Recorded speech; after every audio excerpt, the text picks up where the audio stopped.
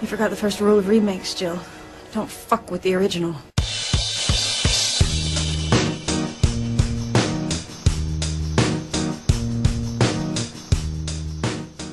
Hey everyone!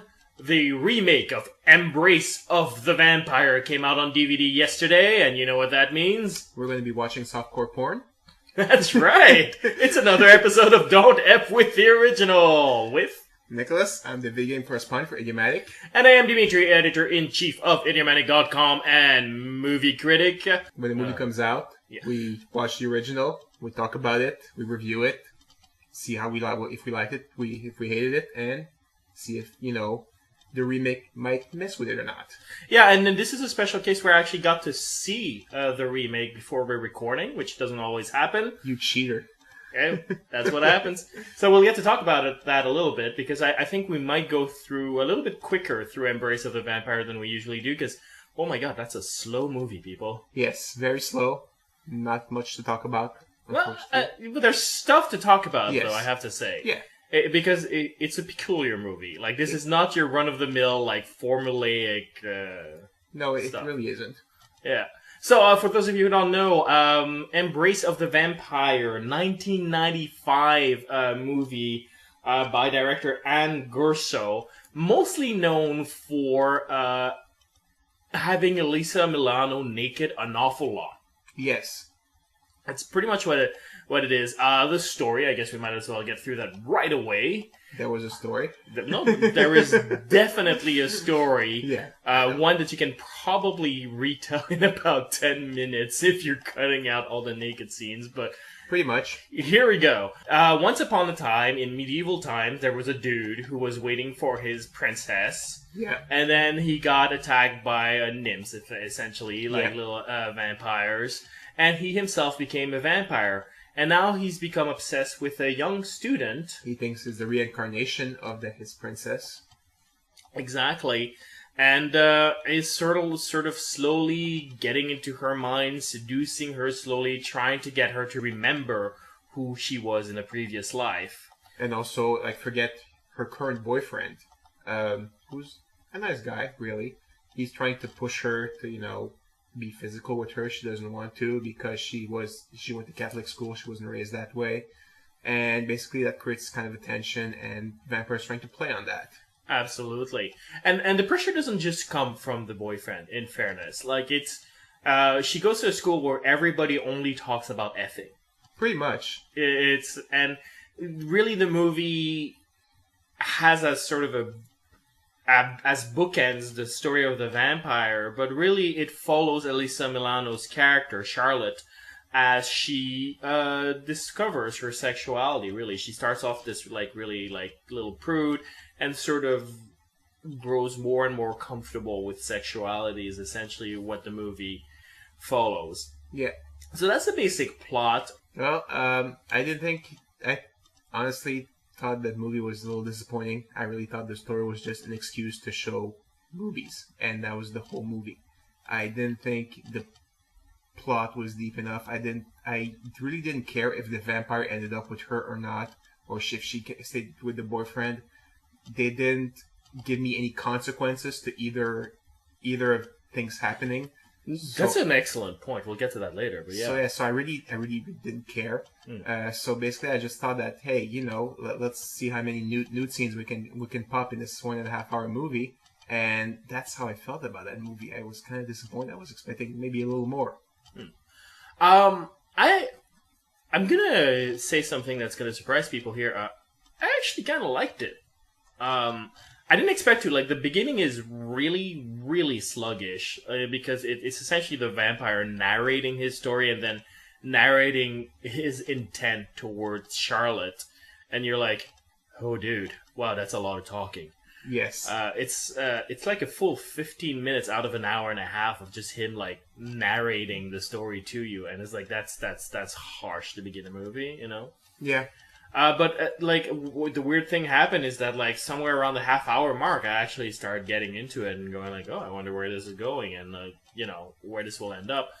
And the reason why it actually engaged me in a way that a more typical movie might not is this essentially the thing that you pointed out. Now, you said that there's no real consequence whether or not she ends up with a vampire or whether she ends up with her boyfriend. Yeah. And that's really true. And I completely understand why you sort of disconnect, because it's sort of like, well, if there's no stakes, why do I care? Yeah. But for me, that's sort of what kept me interested, because it wasn't a classical story of the vampire is evil lust, and if you give in to your lust, it's bad. It's like, the vampire played by Martin Kemp. Yeah. When you think about it, he's actually a nice vampire. Like, he never kills the boyfriend. He keeps having the occasion to, and he keeps trying to, like, hey, boyfriend, go cheat on her. Like, come on, boyfriend. You don't want Alyssa Milano. You don't want Charlotte. But he never actually hurts her because, well, the boyfriend's actually kind of nice to Charlotte overall. And so he's like, you know what? I'm not going to touch you. Like, it's only the people who really put Charlotte in danger that he hurts. Yes, but he also does say at the beginning that he cannot do anything to the boyfriend because he doesn't want her to have a broken heart, and then he wouldn't love the vampire because, I think he says love is two hearts, connecting, and she has a broken heart. It can't happen, so that's probably the reason why he keeps the boyfriend alive. But at the same time, all of the other people who are in her life who might be a threat to him, she eventually gets a lesbian love interest, for example. He had a chance to hurt her, and he did not. Because, again, he actually is sort of protective of the people who are protective of Charlotte. Yes. Okay. The people he kills are, like, the really mean sons of a bitches. Like, there's one who tries to rape Charlotte. Yes. There's a friend who set her up to get raped. I know, that was just weird, Hey, come, meet this guy. Okay, I'm living with this guy, and I'm leaving. I was like, and then the first thing the guy says was pretty much, not literally, but it's like, I'm going to rape you. It's like, what the hell? That friend, really bad friend. Yeah, I know. Yeah. And I was like, I thought it was a script mistake. Like, I thought it was one of those things where it was sort of written really hastily. Mm-hmm. And then when the vampire comes up and go like, yeah, you're dead, bitch. I'm like, oh, no, you acknowledge that she's a horrible human being. That went into a very different direction than I expected. Yeah, that's true. You expect her to be the typical college, hey, you need to relax and be with boys, and, I'm just doing this for your good, and I'm innocent and everything. But, no, she's just terrible.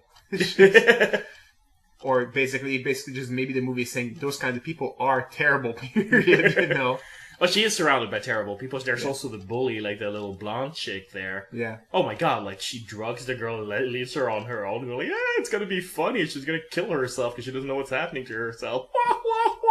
It's like, oh my god, you're a horrible human being. Yeah. And she has a partner who's like, you know what? I'm gonna go check on her because what you did is sort of fucked up. And, he checks on her, and then they have the altercation, and he leaves, and he encounters the vampire. And the vampire's like, I might kill you. And then again, you did check on her, so I'm going to kill the bitch instead. Yeah. Like, he has a sort of moral core. Yeah. And that made him interesting to me, where it's like, oh, that's not the movie I'm used to. Okay. So it got me interested on that level. Yeah. You're right. You're right that both him and the boyfriend, or both the vampire and the boyfriend, are kind of, nice as a vampire that kills people can be. But it's really, I was also thinking about the consequences for her, if she ends up with one or the other, what are the consequences really? I didn't really care that much, is the thing. So no, I agree. I like I said, I think your point is an excellent point. And the thing for me, what made it interesting is that the movie could end both ways, so I didn't know how the movie could end. So there's a good point for predictability. It's true that you couldn't really figure it out. Didn't think of it that way, but yeah. So the big question that I want to ask though is, as I was watching it and getting more involved in the story, I started seeing the movie a little bit differently, and it was no longer about a vampire trying to seduce a girl, and it was more about the girl sort of exploring her sexuality. And for those of you not familiar with vampires, because you lived in a cave for the last 100 years or whatever, vampires are always represent lust. In every story, they always represent lust, from Blade to Twilight. Yeah. They're always sexual activity. That's what they are. So, to a certain degree, knowing that coming in, which that's not deep knowledge, everybody knows that, you sort of start looking at it and going like, oh, okay, it's an exploration of this young prude growing into her sexuality because she's reached that age. Okay. And I sort of got into that story, and it made me wonder suddenly, like, is this really softcore pornography, as you said at the beginning of the episode, or is this an erotic film? You would have to explain the difference between them. An erotic film explores sexuality. A softcore porn exploits it. Okay. So the idea is whether or not the movie invites you into getting into her sexual journey and appreciate it, or is just showing you titties and just going like, get aroused by that. Well, from the hundreds of websites I caught while just researching this movie, you could probably say it's softcore porn, but actually, from watching the movie, I could actually see it more that it is more of an erotic movie, as you say. Yes, I could see it more that way. I think there are certain scenes that are a little gratuitous, like when she wakes up just naked because she dreamt about the vampires. Like, it was a dream. She didn't have to wake up completely naked. That was just a little cheap, gratuitous shot there. But yeah, there are parts that are, yes, I can completely see that she's exploring, and I could see it being an erotic movie. Yeah, I agree with you there. The gratuitous boob shots, especially at the beginning, are distracting. You get the sense of a director who's going like, okay, Alyssa Milano, we're going to explore your sexuality. And like turning around and going to her colleagues like, we're going to show the girl from Who's the Boss's titties for like all the time, you know what I mean?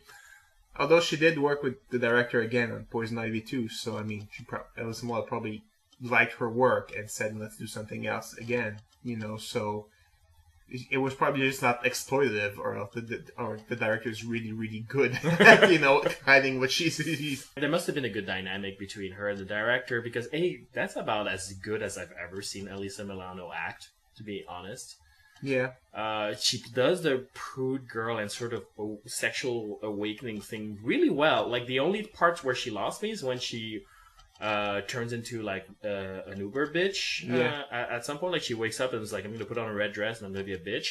And it's like, because her normal character is like at a 1 on the bitchiness level. Yeah. You expect her bitchy level to be around 6, and Milano plays it at like 13. Yeah. You expect it to be like terrible at being a bitch, you know? Yeah. It's like, it's just trying but failing miserably at being mean to people. I would expect that. But no, she was like spectacular bitch, so you know that doesn't work really. It's you know, she just switched it way too fast. Yeah, no, it's too, and she loses her sympathy at that point, where it's like, yeah. whoa, well, I hate you, and I'm not gonna watch Charmed. But there's so many reasons not to watch Charmed besides that, honestly. But having said that, like, you get the sense that the director was interested in getting a real performance out of Alyssa Milano, because you have a lot of those sex scenes, such as the lesbian scene, for example, where, you know, a normal softcore movie would be all about showing the two girls making love, and this one, and here, Goursauds sort of focuses a lot of like portrait shots of Milano's face, just going like, am I doing this? Am I doing? All right, I'm going with it. No, wait, no, maybe I'm not. You know what I mean? Like, yeah. So there's that idea. Like, there's a lot of scenes where they get Jennifer Tilly to seduce the boyfriend. Yeah. She never gets naked in the movie. I know. And you'd figure, you know, for such a small part, they would have gotten a lesser actress and gotten her naked if it were a softcore porn movie. That is true. You know? Was her voice always like that? Yeah, always. God. It's fascinating voice. She's actually an anti-smoker or something. What is this? Milano has those visions as well, you know, where she's like, oh, I'm seeing people having sex everywhere now for whatever reason.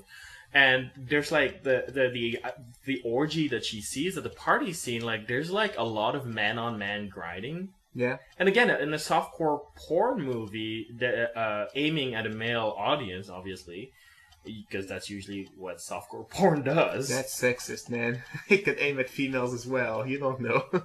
Really? Although I'm not really? Sure. You know, no. No. No. But like the man-on-man grinding, especially in 1995, it's sort of like that would have been like, you know, like you're watching like the naked people, Milano's breast, and you're like, oh, erection, and then like man-on-man grinding, like, you know, Yeah. I think there's enough evidence to say that no, this is an erotic film. At least it's meant that way. Yeah. And from that angle, it becomes interesting for me. Maybe at the beginning it was just that, you know, okay, it's been 20 minutes, they haven't seen tits yet. Let's just keep them interested now, and then okay, let's do the movie, you know. Or maybe it was a way of going like, look, this is the movie you're gonna watch, people. Like, okay, you know, yeah. like, you know what I mean? Like, yeah, because the first one's out of context, especially the first scenes where she the vampire has her walk out of her dorm and she ends up on the stairs and her boyfriend finds her and okay, I'll just bring her back to the room. That scene made no sense to me. It was like, oh, I found you on the steps. I didn't call the police. I didn't get you to the hospital. Nothing. I just brought you back to your room. I wouldn't call the police or anything. I'd bring her back to the room, but I'd stay with her and go like, so, what happened? Yeah, like, you know, at least try and wake her up and you know what's happening. If she's not responsive, take her to the hospital or something. So, if we're looking at it as an erotic film, as opposed to something that Alyssa Milano embarrasses on the internet. Yeah. First of all, I can see why she was attracted to the project. It is actually an interesting story for her character. Like, she actually gets to act in it. Indeed. And then the idea, like, of what is it that the movie is trying to say about sexuality becomes sort of a key issue. Like, if you're going to make a movie exploring sexuality, what the hell are you saying about sexuality? Mm-hmm. And it is a complicated question with Embrace of the Vampire, because, like we pointed out, you know, it doesn't really matter if she ends up with the vampire, the lust part, or with her boyfriend, the monogamy part of her. Guess, yeah. Like, who cares? You know what I mean? But I think that's sort of the point. You'll notice that the vampire kills all of the people who take her sexual choice away from her. The rapist, her friend who says, like, you're going to have sex and I'm going to set you up with somebody who's going to force you into having sex. And the bully who's like, oh, you're a prude, oh, you don't have sex, oh, well, you hung out with a slut, now you're a slut. Like, they're all trying to take away her sexual identity from her control, essentially. And how is the vampire defeated? Small spoiler alert, people, it's weird. She just goes like, no, I don't want to go with you. And he goes like, oh, you don't? Oh, okay, fuck it. Like, you know? Yeah. And it is the first time in the movie, though, that she goes like, I'm going to say what I want. And what I don't want. And it's sort of like, I'm taking control of my sexuality, essentially. Pretty much. And I think the movie would have worked just as well if she was like, yeah, I want to bone a vampire. Like, it would have worked just as well. Basically just saying that you're in control of your sexuality as you should be, and it shouldn't be decided by your boyfriend or some, you know, vampire in your dream. It should be basically you deciding what you want to do with your body and who you give it to. Yeah, exactly.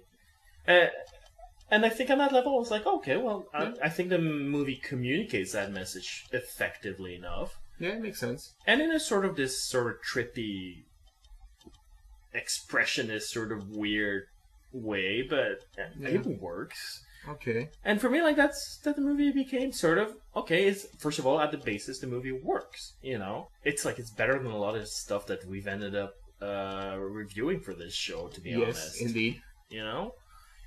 And then there's the stuff that I just like that are throwaway stuff.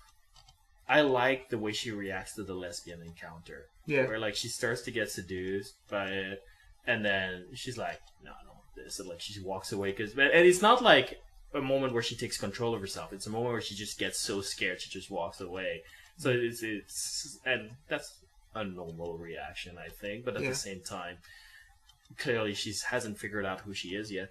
And then when she comes back, like, she's actually really decent to the girl instead of being like, oh, wow, you're a lesbian, I don't want to talk to you. You tried to seduce me. Like, she's like, yeah, no, that happened. That's cool. The photos you took of me, like, I'd love to see them. Like, I still consider a friend and an artist, you know? Yeah. And I thought that was really cool. Like, I thought that scene was like, wow, that rings much more mature than you see in movies usually. Indeed, yeah. Because usually you'd be like, I'm not gay. Okay, well, no, okay, exit stage character, you know? Like, whereas this, like, no, there's still a relationship going. Yeah. I did like the vampire, played by lead singer of Spandau Ballet. It was kind of funny. anecdote I read, also kind of funny, that somebody mentioned that the makeup was great because you could actually see the veins in his forehead. Okay. And he was shocked because he was not wearing makeup. Ah. And it was an undiagnosed brain tumor. Oh my god! Yep. he got... He got better from this? He got perfectly better. He's fine now. So it was like... This is a movie that saved a life. Indeed. Oh wow. So I read that funny. That's a pretty funny anecdote. It's like, wow, great makeup. I'm not wearing makeup. Oh my god.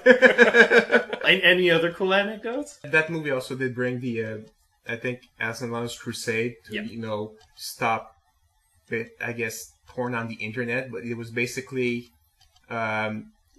she did nudity for this movie and for this movie alone. And I guess she didn't like just the scenes cut out of the movie being put on the web. Yeah, well, outside of the context that makes it erotic as opposed to pornography. Yeah, pretty much. Yeah. Exactly. Although I don't think her crusade actually worked if you look at the internet today, but still, it was an interesting effort on her part.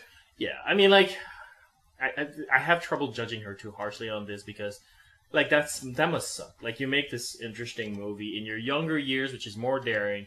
You're older now. You're sort of concerned about your children watching this, I'm sure. Yeah. But especially outside of context. Especially outside of context. Like, it's a sort of movie where you wouldn't necessarily be ashamed of showing your kids, but... You wouldn't show your kids when they're 7. Exactly. Like, you want to prepare them. It's like, look, your mom used to have sexual urges too and explore these ideas. She explored this with this director in a movie, and if you're going through that too, like, here's something I did artistically. I mean, like, if you're a super lit mom, you could do that. Yeah. But when your kid's like 16, 17, and like, I'm not saying that you should talk about about sex to your kids when they're 16, 17. I'm saying they should be 16 or 17 when they start seeing you naked. Okay. Yeah.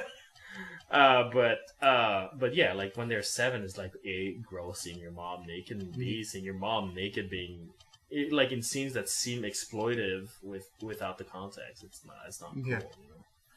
So I have trouble judging her too harshly on her crusade because I think it comes from a very natural place, and I think she's more in the right than on the wrong. I think the people who are cutting up that stuff and putting it on the web there's certain copyright infringements there. Yeah. And B, yeah, you do stuff like that, there are consequences to the performers out there, and you could argue, well, like, she shouldn't have gotten naked. Well, yeah, but she got naked for a full movie. Yeah, pretty much.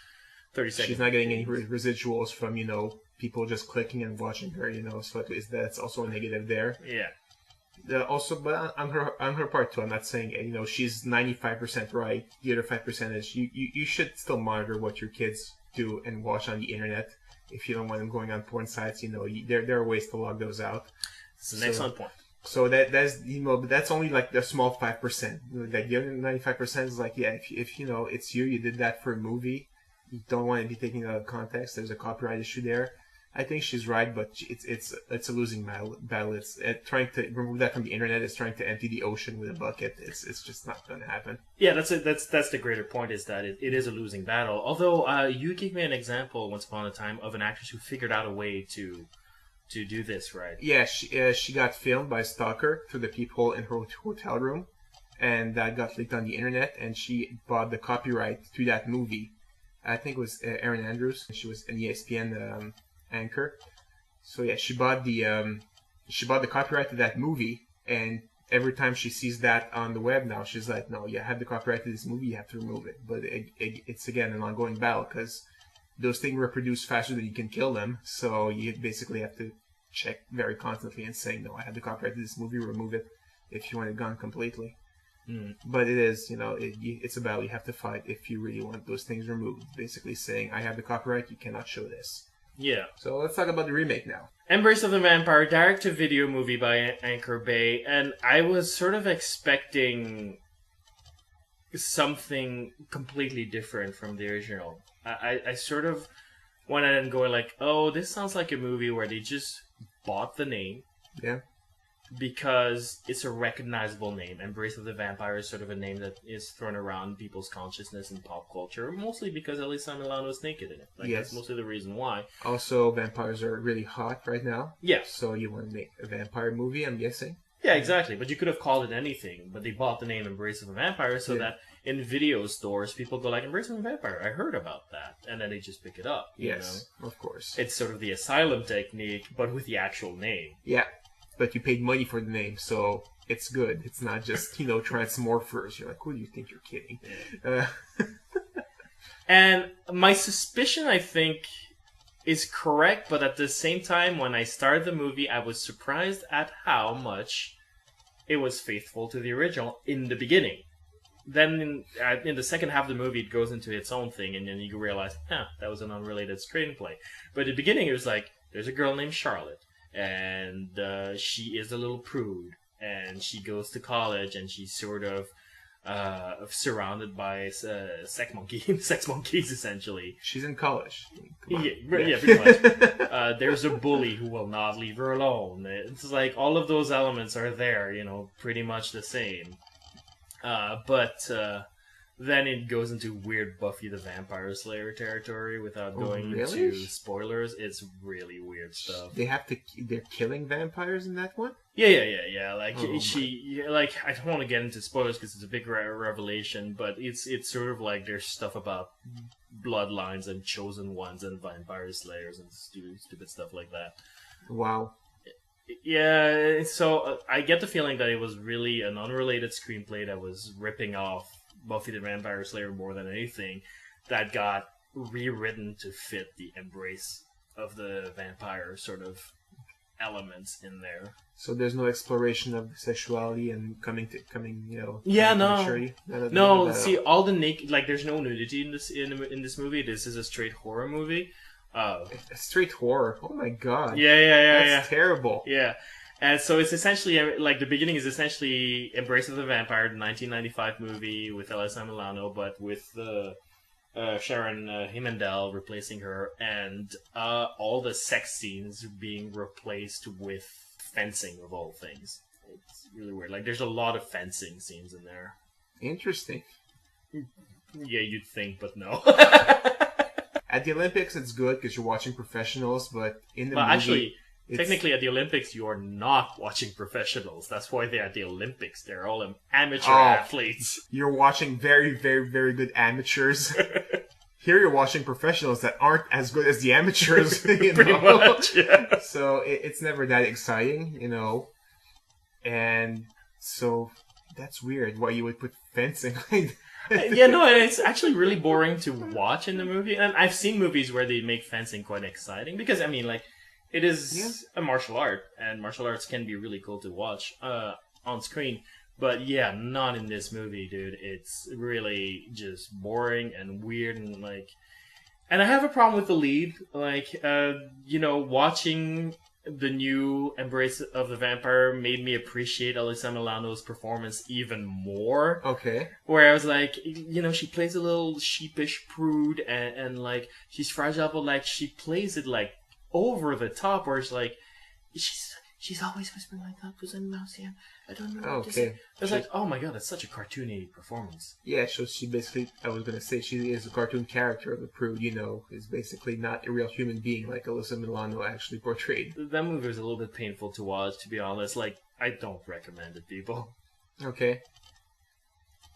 So it did F with the original. Oh yeah, no, for sure, because I really, really am convinced that they took an unrelated screenplay and went we need to get people to watch this, and the best way to do that is to take the title of a movie everybody's heard of but no one's actually seen and slap it on the box. They went to IMDb and checked stuff from the original. I was like, okay, Charlotte, check, check, and they just read the synopsis and was like, okay, we can do a movie with this. I actually, you know what? I didn't think of it that way, but yeah. So I guess that's it for us. If you have any questions, comments, you can write us at mail@idiomatic.com.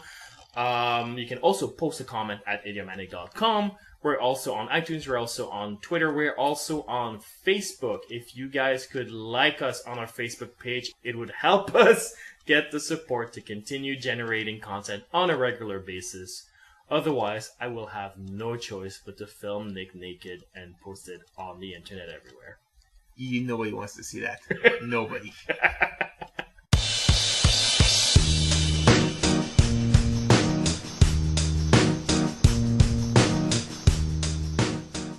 by director Anne Goursauds, mostly known for having Alyssa Milano naked an awful lot.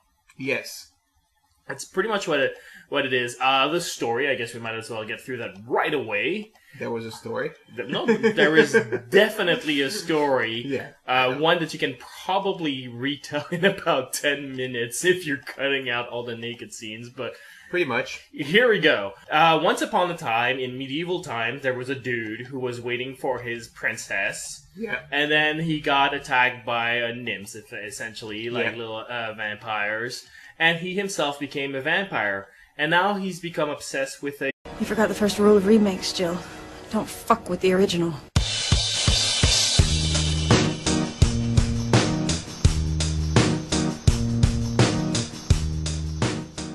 Hey everyone! The remake of Embrace of the Vampire came out on DVD yesterday, and you know what that means? We're going to be watching softcore porn. That's right! It's another episode of Don't F with the Original, with... Nicholas, I'm the video game correspondent for Idiomatic. And I am Dimitri, editor-in-chief of Idiomatic.com and movie critic. When the movie comes out, we watch the original, we talk about it, we review it, see how we like, if we liked it, if we hated it, and see if, the remake might mess with it or not. Yeah, and then this is a special case where I actually got to see the remake before we're recording, which doesn't always happen. You cheater. Okay, that's what happens. So we'll get to talk about that a little bit, because I think we might go through a little bit quicker through Embrace of the Vampire than we usually do, because, oh my god, that's a slow movie, people. Yes, very slow. Not much to talk about, well, but there's stuff to talk about, yes. though, I have to say. Yeah. Because it's a peculiar movie. Like, this is not your run-of-the-mill, like, formulaic No, it stuff. really isn't. Yeah. So, for those of you who don't know, Embrace of the Vampire, 1995 movie. Pretty much. And really the movie has a sort of as bookends the story of the vampire, but really it follows Alyssa Milano's character, Charlotte, as she discovers her sexuality, really. She starts off this, really little prude, and sort of grows more and more comfortable with sexuality is essentially what the movie follows. Yeah. So that's the basic plot. Well, I honestly thought that movie was a little disappointing. I really thought the story was just an excuse to show movies, and that was the whole movie. I didn't think the plot was A young student... he thinks is the reincarnation of his princess. Exactly. And is sort of slowly getting into her mind, seducing her slowly, trying to get her to remember who she was in a previous life. And also, forget her current boyfriend, who's a nice guy, really. He's trying to push her to, be physical with her. She doesn't want to because she went to Catholic school. She wasn't raised that way. And basically that creates kind of a tension, and Vampire's trying to play on that. Absolutely. And the pressure doesn't just come from the boyfriend, in fairness. She goes to a school where everybody only talks about effing.